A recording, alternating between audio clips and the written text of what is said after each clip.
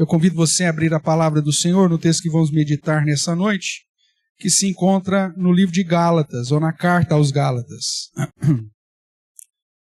Nós estamos ainda no início da epístola, temos trabalhado já algumas semanas, 3 semanas, se não me engano, sobre a introdução do livro, que é o primeiro escrito cristão registrado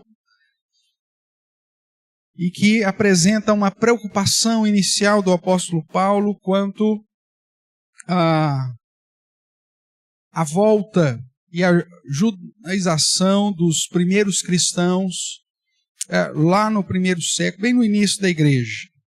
Nós já vimos a necessidade de lutarmos pela fé evangélica, como o próprio apóstolo chama atenção, pautados na revelação de Deus, na palavra de Deus, na Bíblia, e na ordenação que ele mesmo nos dá através do chamado apostólico e daqueles que hoje são chamados como pastores e mestres. Vimos também da exortação para fugir de toda e qualquer nova revelação. E agora, a partir do verso 13 do capítulo 1 até o final do capítulo 2, o verso 21, nós temos Paulo tratando dos benefícios do verdadeiro evangelho, daquilo que ele produz e, consequentemente, usando a sua própria vida, seu próprio testemunho para provar aquilo que o verdadeiro evangelho faz. Portanto, eu convido você a acompanhar a leitura que farei do verso 13, pelo menos até o final do capítulo 1, no verso 24. Depois, à medida que formos avançando, nós leremos os versos restantes. Diz assim, pois, a palavra do nosso Deus: porque ouvistes qual foi o meu proceder outrora no judaísmo, como sobremaneira perseguia eu a igreja de Deus e a devastava. E na minha nação, quanto ao judaísmo, avantajava-me a muitos da minha idade, sendo extremamente zeloso das tradições de meus pais. Quando, porém, ao que me separou antes de eu nascer e me chamou pela sua graça, aprouve revelar seu Filho em mim, para que eu pregasse entre os gentios sem detença, não consultei carne e sangue, nem subi a Jerusalém para os que já eram apóstolos antes de mim, mas parti para as regiões da Arábia e voltei outra vez para Damasco. Decorridos 3 anos, então subi a Jerusalém para avistar-me com Cefas e permaneci com ele 15 dias. E não vi outro dos apóstolos, senão Tiago, o irmão do Senhor. Ora, acerca dos que vos escrevo, eis que diante de Deus testifico que não minto. Depois fui para as regiões da Síria e da Cilícia, e não era conhecido de vista das igrejas da Judéia que estavam em Cristo. Ouviam somente dizer: aquele que antes nos perseguia, agora prega a fé que outrora procuravam destruir, e glorificavam a Deus a meu respeito. Até aqui, irmãos. Oremos. Pai querido, nós bendizemos o teu santo nome nessa hora mais uma vez, e diante da tua palavra nos prostramos, reconhecendo ser ela a verdade absoluta vinda do Senhor, e, portanto, a Deus, a única regra de fé e prática que temos. Pedimos que o Senhor nos abençoe e que, através da ação do Teu Santo Espírito, o Senhor fale ao nosso coração nesta noite, trazendo luz, entendimento, edificação, transformação de vida e, consequentemente, ó Deus, um compromisso maior com o Senhor. Fale conosco, use a minha vida apesar de mim mesmo. É o que também clamamos, no nome santo e poderoso de Jesus Cristo. Amém. Amém, irmãos. Nós vemos que o final aí, no verso 23, apresenta a seguinte afirmação: a respeito daquilo que a própria igreja de Cristo estava falando sobre a situação do apóstolo Paulo. Diz: aquele que antes nos perseguia, agora prega a fé que outrora procurava destruir. Irmãos, qual é o impacto do Evangelho, ou que o Evangelho da graça de Jesus Cristo tem na vida daqueles que estão com os ouvidos abertos para tal Evangelho? Qual que é o impacto? O que muda quando nós compreendemos a verdade do Evangelho e chegamos ao conhecimento do Evangelho da nossa salvação, quando nós, graciados por Deus, temos os nossos ouvidos abertos e a mensagem da palavra, o verdadeiro Evangelho de Cristo, impacta, né, ou confronta a nossa realidade, a nossa vida. O que isso gera, né, em nós? Qual o impacto, portanto, do Evangelho da graça de Jesus Cristo na vida daqueles que têm os ouvidos abertos para Ele? Será que a religiosidade produz a mesma mudança que o Evangelho?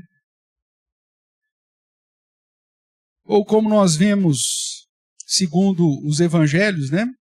Somente a verdade liberta, como é dito lá em João capítulo 8, 32, quando diz: e conhecereis a verdade, e a verdade vos libertará.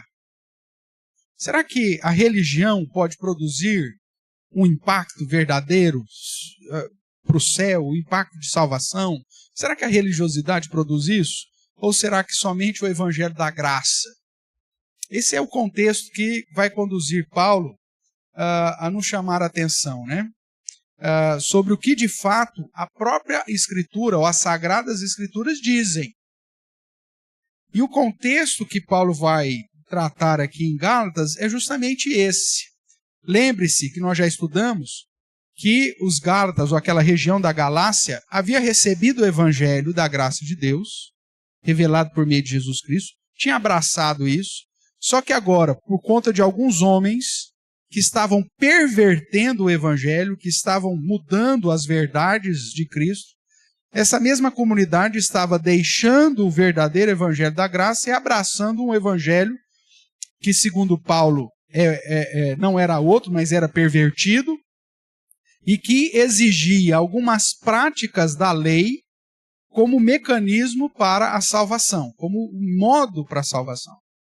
E Paulo fica maluco com esses caras, porque ele fala: meu Deus do céu, vocês tiveram acesso ao verdadeiro Evangelho da graça que te liberta de toda a obra da lei, e aí agora você começa a voltar para ter práticas do judaísmo que te aprisionam novamente a essa perspectiva da cerimônia e de práticas que desprezam a suficiência da obra de Cristo, como nós pregamos a semana passada, e o caráter do verdadeiro Evangelho.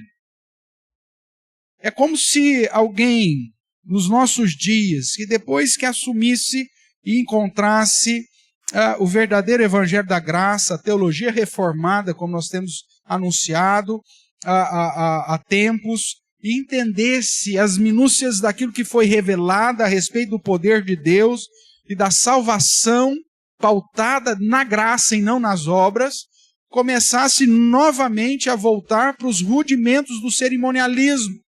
E amanhã depois começasse a abraçar uma religião ou uma religiosidade que o conduzisse novamente para práticas puramente vazias. Talvez você, que há tempos atrás estava ainda escravizado por alguma religiosidade ou por alguma religião, você talvez entenda melhor do que eu estou falando. Fico imaginando hoje, conhecedor da revelação mediante a revelação vinda de Cristo, desse Evangelho da graça, que mostra claramente que a salvação não é por obras, e sim pelo aquilo que Cristo realizou na cruz do Calvário em meu lugar, como se eu voltasse de novo aos rudimentos das religiões pelas quais eu passei e de repente começasse a guardar práticas da religiosidade das religiões que eu passei antes de ser alcançado pela graça de Deus. É como se alguém pudesse depois olhar para mim e falar, como que isso é possível, cara? Você enlouqueceu? Você bateu a cabeça? Como que você encontra a verdade de Deus revelada nas Escrituras, que tira de nós todo o peso da religiosidade, das práticas litúrgicas e do cerimonialismo para simplesmente nos conduzir a prostrar diante dos pés de Jesus, agradecidos por sua graça, e agora você diz que tem que voltar a determinadas práticas para poder receber salvação? Isso é loucura!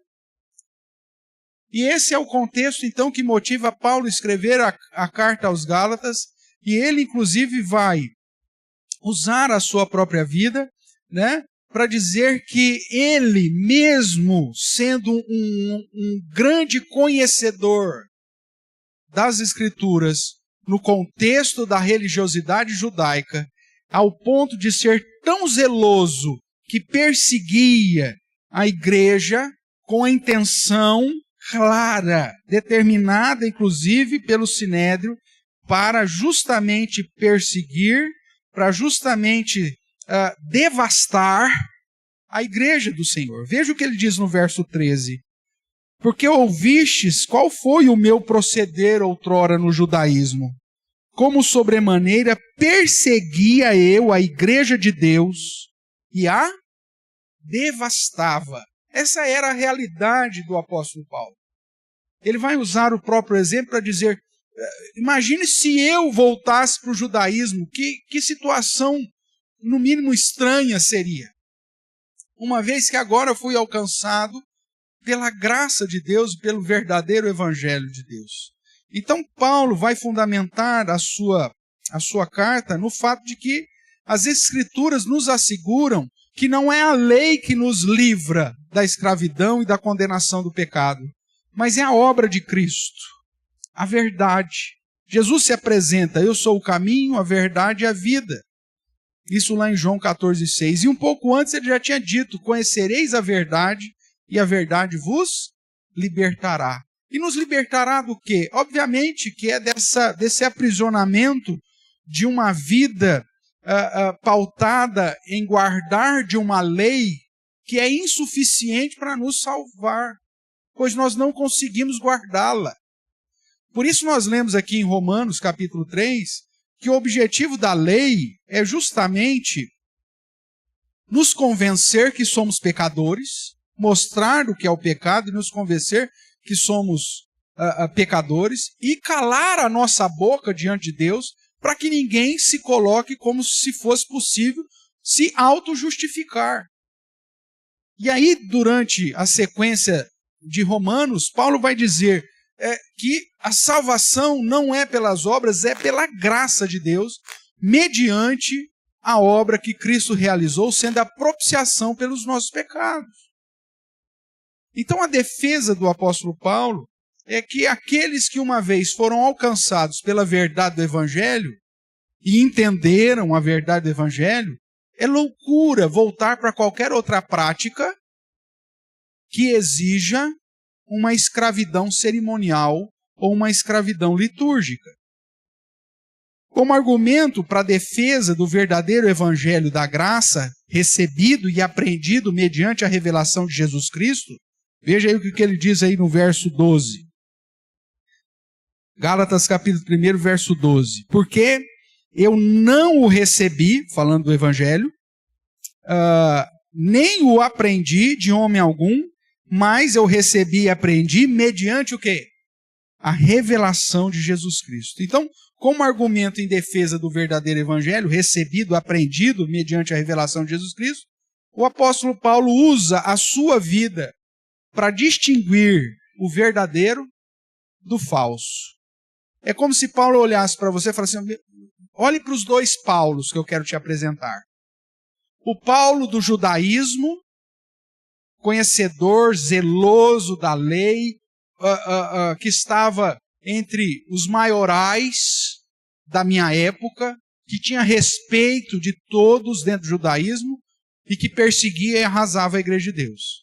E olha agora para o Paulo, alcançado mediante a graça e separado antes mesmo de eu nascer. Veja o que ele diz aí. Verso 15. Quando, porém, ao que me separou antes de eu nascer e me chamou pela sua graça, aprove-me conduzir a pregar o verdadeiro evangelho. Então são dois Paulos que são nos apresentados, o Paulo da religiosidade e o Paulo que foi alcançado pela graça de Deus. E ele vai usar justamente a sua vida para conduzir o leitor a fazer uma avaliação e distinguir o verdadeiro evangelho do falso evangelho. E Paulo vai mostrar os resultados que o verdadeiro evangelho produziu para justamente referendar a veracidade dele. De um modo, então, até mesmo bem detalhado, o exemplo de Paulo resume o impacto que o verdadeiro evangelho produz.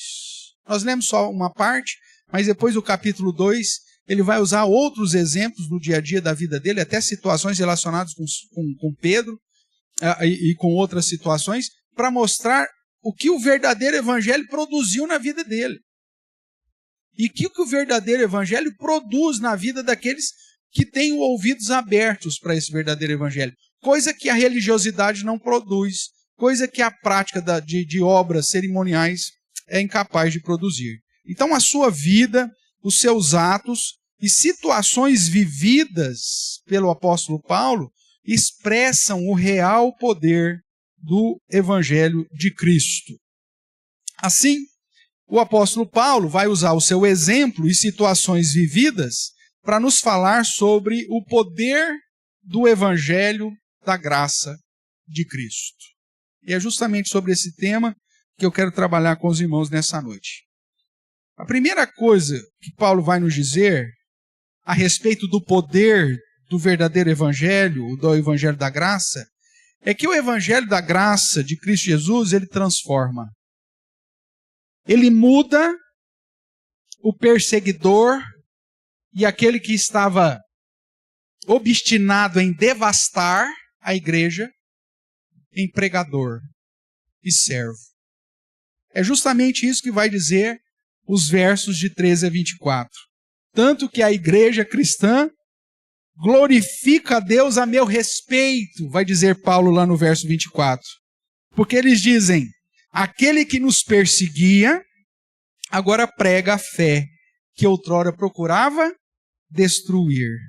O Paulo, que era avantajado no conhecimento do judaísmo, extremamente zeloso das tradições dos seus pais, que tinha um amparo de toda a liderança judaica com o objetivo de perseguir sobremaneira a igreja de Deus, e que tinha inclusive cartas, o livro de Atos vai declarar isso, que tinha cartas das autoridades judaicas para aprisionar e, se fosse necessário, até matar os que estavam no caminho, os cristãos. Este perseguidor, este judeu extremamente envolto com as práticas do judaísmo e o zelo das tradições e da cultura judaica, que perseguia e devastava a igreja de Deus, de repente foi alcançado pelo poder da graça do Evangelho do Senhor Jesus. Quando ele diz no verso 15, quando, porém, ao que me separou antes de eu nascer, e me chamou através do quê? Pela sua graça.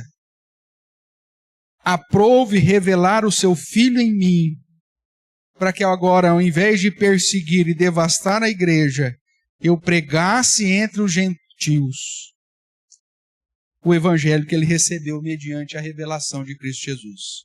Então, a primeira situação do verdadeiro evangelho, irmãos, é que o evangelho transforma. Paulo era um defensor do judaísmo. Em suas próprias palavras, ele perseguia e devastava a igreja de Deus.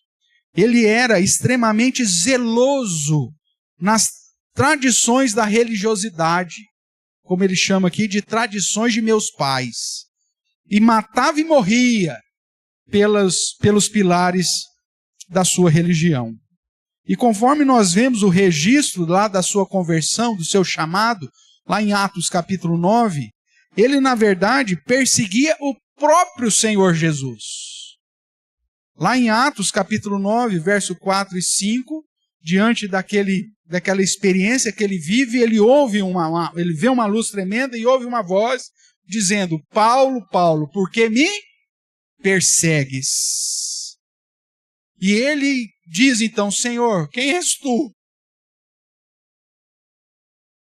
E a resposta é: eu sou Jesus, a quem tu persegues. Veja que toda a ação contrária ao verdadeiro evangelho, toda a perseguição à igreja de Deus, pois é assim que Paulo diz aqui em Gálatas, na verdade não é uma perseguição contra a igreja ou contra os crentes, mas é uma perseguição contra o próprio Cristo, o Cordeiro de Deus, o Cordeiro que morreu para nos resgatar, como diz Apocalipse. E é por isso que todos aqueles que se levantam contra o Cordeiro e a sua noiva cairão um dia. Se não foram, obviamente, como Paulo, alcançados pela salvação, serão alvos da ira do Cordeiro, que protege rigorosamente a sua igreja.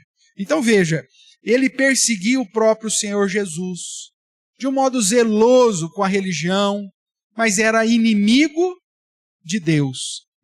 Eu pus em destaque aí, né, no nosso slide, porque ele estava mais preocupado em seguir as tradições dos meus pais. Irmãos, quantas vezes nós compartilhamos o evangelho com pessoas que estão, de fato, arraigadas nas tradições da religiosidade, e você apresenta o verdadeiro evangelho, e a pessoa fala assim: mas e as tradições dos meus pais? Mas a minha mãe me ensinou a rezar para a santinha fulana de tal.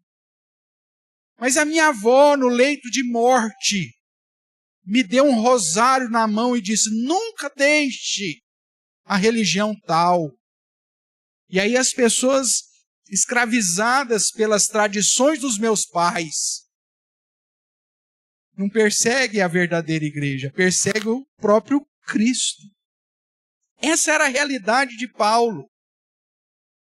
Mas essa realidade de Paulo, segundo a própria testemunho que ele nos traz, a partir do momento que ele entendeu a verdadeira mensagem do Evangelho da Graça,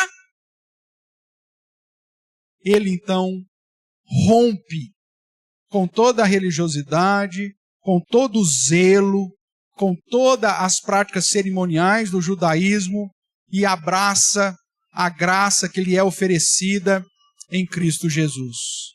Portanto, o poder do verdadeiro Evangelho da graça de Deus é um poder que transforma.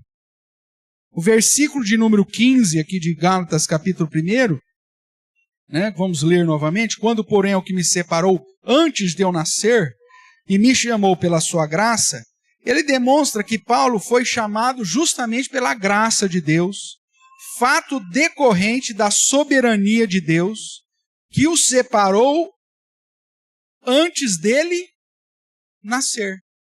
Fato que o apóstolo Paulo depois vai registrar belamente, de uma maneira bela, na introdução da carta aos Efésios, que diz que Deus, antes da fundação do mundo, já nos separou para Ele. Em amor nos predestinou e nos escolheu em Cristo.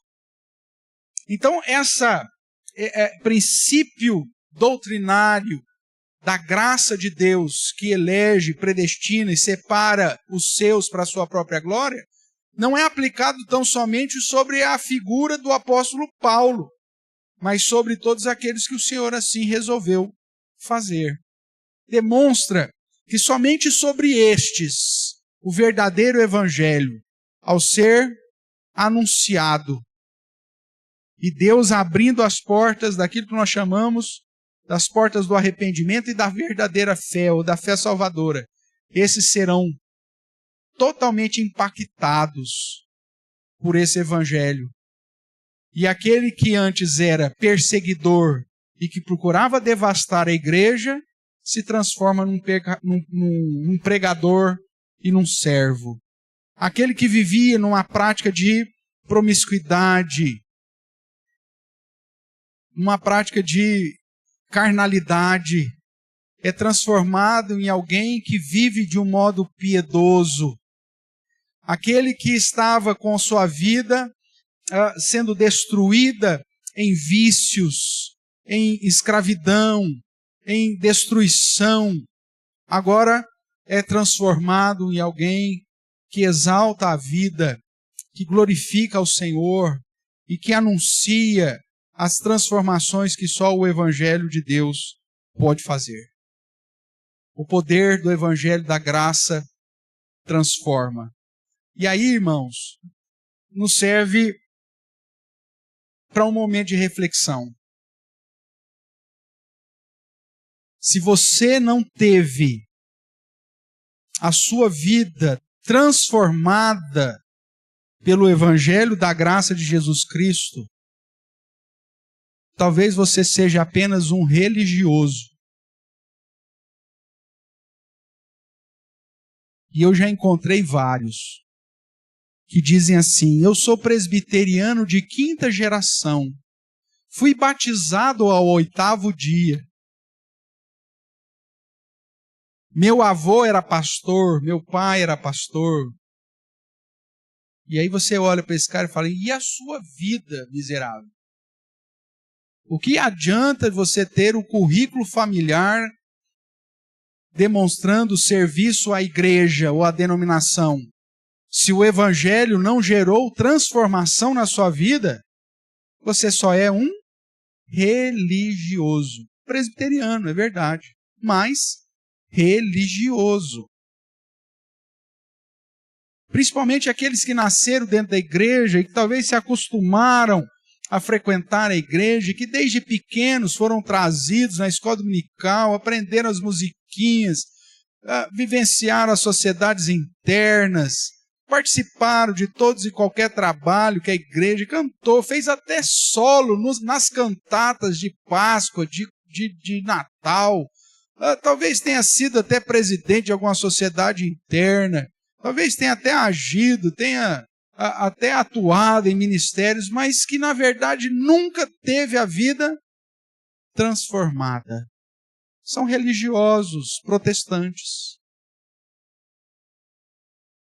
que estão acostumados com as tradições dos seus pais.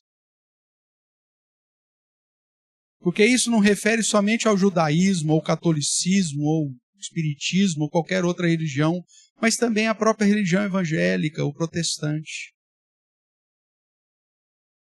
O que precisa acontecer na sua vida, irmãos, é você olhar para a sua realidade e ver que houve uma transformação.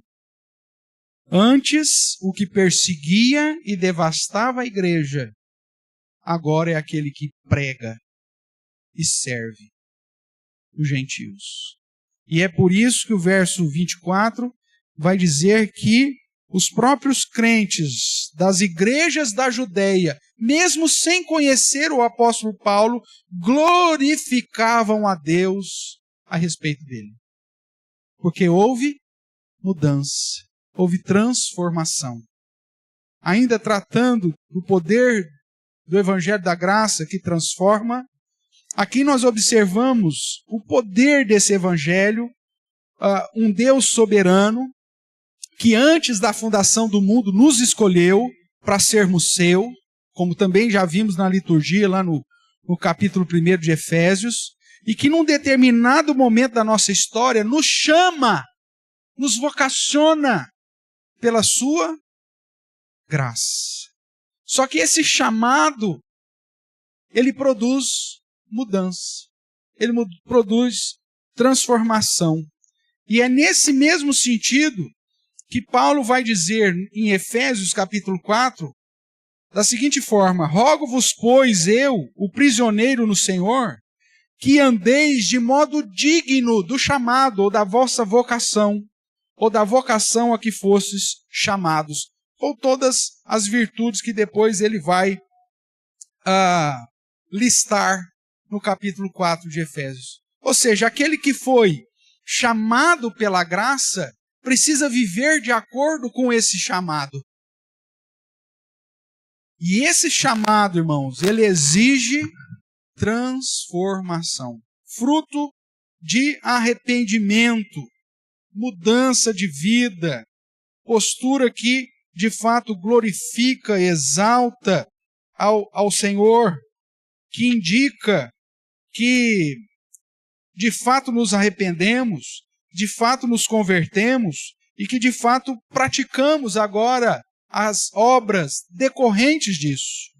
Se você observar o que Paulo vai dizer em Atos, capítulo 26, no verso 20, quando ele está diante do rei Agripa, fazendo a sua defesa, ele vai dizer assim, não precisa abrir, acompanhe sua leitura que farei, diz: mas anunciei, Paulo dizendo, eu anunciei primeiramente aos de Damasco, coisa que nós vimos aqui em Gálatas, que ele disse que ele foi para a Arábia, foi para Damasco. Anunciei primeiramente aos de Damasco, e depois em Jerusalém, e por toda a região da Judéia e aos gentios. E a pregação dele era que se arrependessem, se convertessem a Deus, praticando obras dignas do arrependimento. O verdadeiro evangelho da graça tem o poder de transformar, irmãos, ao ponto de te conduzir ao arrependimento, a se converter verdadeiramente a Deus e, como conversão a Deus, produzir frutos do arrependimento. É impossível para aquele que foi alcançado pelo evangelho da graça de Deus continuar sendo igual ao que era antes. Eu era meio tranqueira, eu era um mal pagador, eu era mulherengo, eu era cachaceiro, ou eu era sodomita, afeminado, ou eu era qualquer outra coisa. Conheci o evangelho e agora eu sou um efeminado crente, eu sou um caloteiro crente, ou eu sou um bebum crente, ou eu sou sei lá eu o que crente. Não existe isso. Porque o poder do evangelho da graça transforma. E a igreja de Deus vai glorificar ao Senhor pela transformação da sua vida. Se as pessoas olham para ti e não conseguirem enxergar mudança e transformação nenhuma, falam assim, esse cara não converteu não. Ele pode ter se tornado religioso, mas não foi transformado pelo poder do evangelho da graça. O evangelho da graça de Jesus Cristo transforma o maior pecador em servo, em discípulo, em filho, em embaixador, em sacerdote, em pregador das virtudes daquele que nos chamou das trevas para a sua maravilhosa luz. É essa a história de Paulo. E essa é a história de todo aquele que Deus separou antes da fundação do mundo e que num determinado momento da história foi chamado pela graça. O evangelho transforma perseguidores em pregadores para a glória de Deus. Prontos, inclusive, para sofrer e até mesmo morrer por Cristo, como foi o contexto do apóstolo Paulo. Você quer saber, irmãos, a respeito dessa transformação na sua vida? Se de fato você foi alvo desse impacto do evangelho, da graça de Deus, é responder. Você está pronto para sofrer por Cristo? Mesmo que tiver que morrer? Se você falar assim, ai pastor, bate na madeira. Você é um religioso. Você não foi transformado. Você é uma fraude. E geralmente, o religioso, ele é frequente. Ele até se empenha, às vezes ele é até trabalhador na igreja. Mas faz isso pelos motivos errados, pela religiosidade. Faz isso para ter mérito, pensando que isso o conduz para a salvação. Mas a Bíblia já declarou em vários momentos, não é por obras, para que ninguém se glorie, é por graça. Mas aqueles que foram transformados pelo Evangelho da Graça, esses agora vão agir e viver segundo as boas obras que Deus preparou para que andássemos nela. Então eu vou fazer tudo de coração ao Senhor, porque eu já ganhei o que eu não merecia. Essa é a verdade do Evangelho que transforma. A religiosidade maquia, ela mascara, ela ludibria a presente podridão dos nossos pecados. É uma maquiagem, é uma máscara. A religiosidade faz isso. De segunda a sexta, você é quem você é. Nas atividades do final de semana, você coloca aquela cara de piedade. E vem com uma cara, oi meu irmão, a paz do Senhor, querido. Oh, amado. Falso.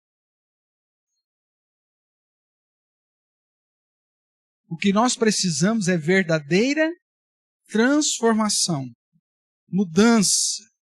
A religiosidade gera hipocrisia, produz um personagem falso, escondido atrás de uma falsa piedade e de jargões. Misericórdia. Na verdade, eu queria soltar, era um palavrão.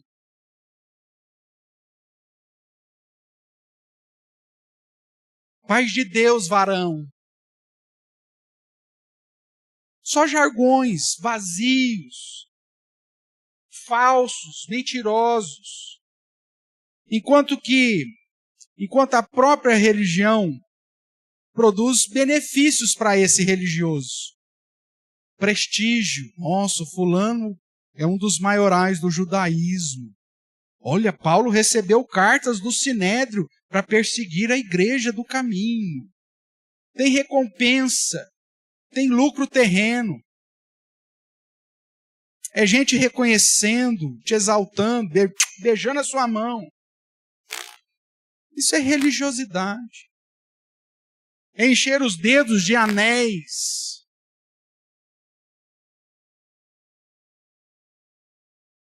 Pura hipocrisia.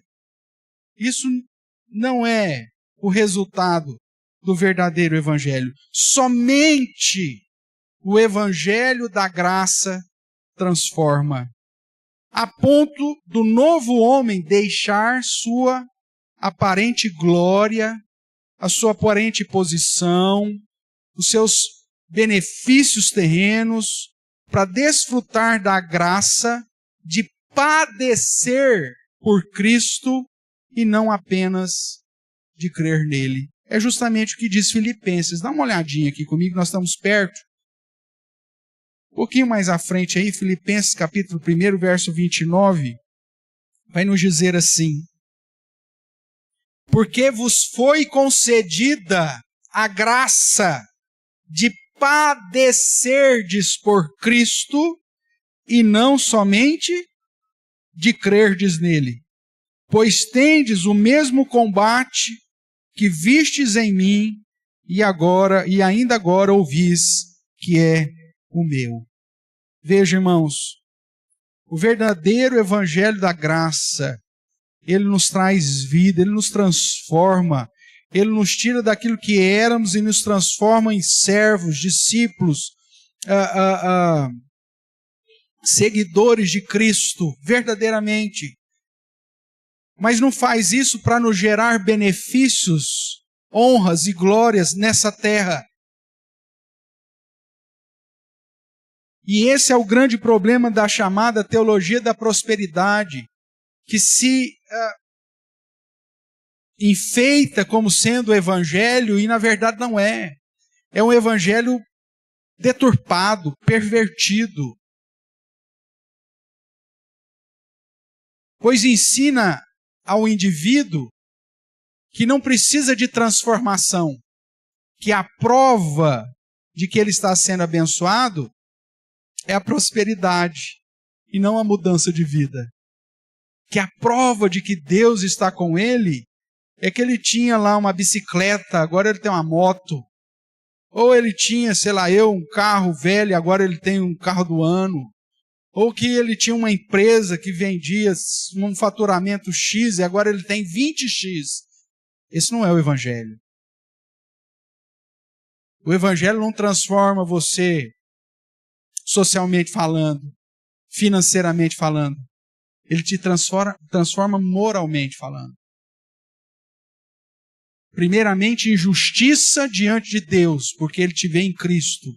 E segundo, porque isso gera transformação do seu jeitão, da sua maneira de andar, ao ponto de estar disposto a padecer por Cristo e não apenas de viver ou de crer nele.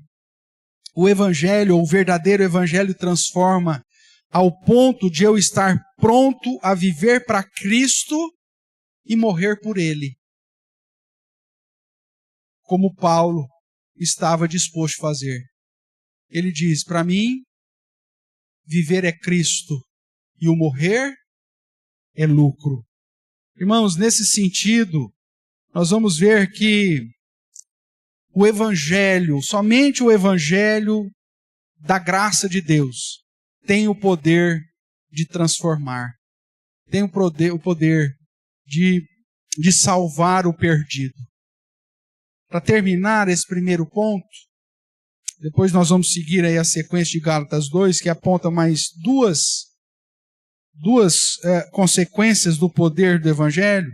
Eu convido você a abrir a palavra do Senhor lá em Romanos. Romanos capítulo 1, que sintetiza no verso de número 16 e 17 o poder do Evangelho da Graça. Veja o que diz. Vamos ler juntos.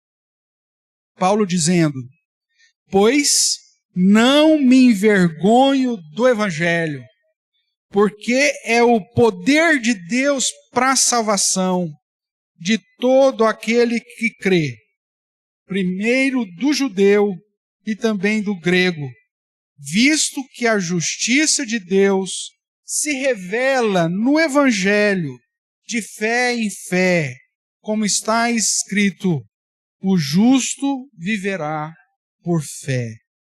Irmãos, a primeira consequência do verdadeiro Evangelho do poder, do Evangelho da graça aplicado em nossa vida é a transformação da nossa vida.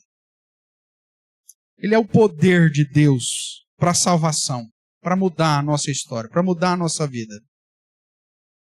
Se o encontro com o Evangelho não produziu transformação na sua vida, cuidado, você pode ser somente um religioso. Tem gente que se acostuma com o jeitão de ser crente, que se acostumou com o vocabulário denominacional, com estilão de vestimenta, inclusive, mas que está longe de ser verdadeiramente alcançado pelo poder da graça. O Evangelho da graça transforma um perseguidor e devastador da igreja em discípulo, em pregador, em servo. Se você não é um servo, muito provavelmente você ainda não conheceu o poder do verdadeiro Evangelho da graça.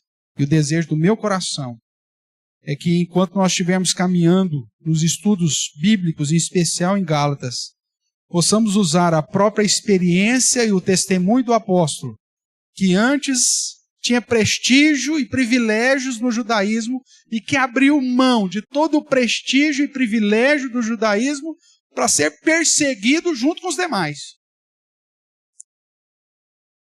que abriu mão de todo o reconhecimento, inclusive de ser orgulho da família, porque ele era zeloso nas tradições dos seus pais, para ser agora perseguido por defender o evangelho da graça. O meu desejo é que você, uma vez impactado pelo verdadeiro evangelho da graça de Deus, consiga olhar para si, como Paulo olhava para si e dizia: existia um velho Paulo, agora existe um novo Paulo. Existia um velho homem, agora existe um novo homem, criado segundo Cristo, e que vive com o propósito de glorificar esse Cristo, que se despojou das práticas anteriormente cometidas, para agora se revestir e renovar a sua mente segundo o padrão do Sagrado Evangelho do Senhor Jesus. O dia que você conseguir olhar no espelho e ver que o velho homem morreu e que você agora é um novo homem, uma nova criatura, criada em Cristo Jesus, pois aquilo que você fazia, você não faz mais. Aquilo que você, do modo que você andava, agora você se mudou, converteu o caminho. Antes você se dirigia para lá, agora você convergiu e voltou para o outro caminho. Aí você vai entender que você experimentou a primeira consequência do poder do Evangelho da graça. Agora, se você tem flertado com o velho homem, ou se as práticas antigas ainda te dão prazer, talvez você nunca tenha conhecido o Evangelho, ou talvez como os Gálatas, você está deixando o verdadeiro Evangelho para abraçar um falso. E como seu pastor eu tenho que te falar, cuidado. O verdadeiro Evangelho transforma.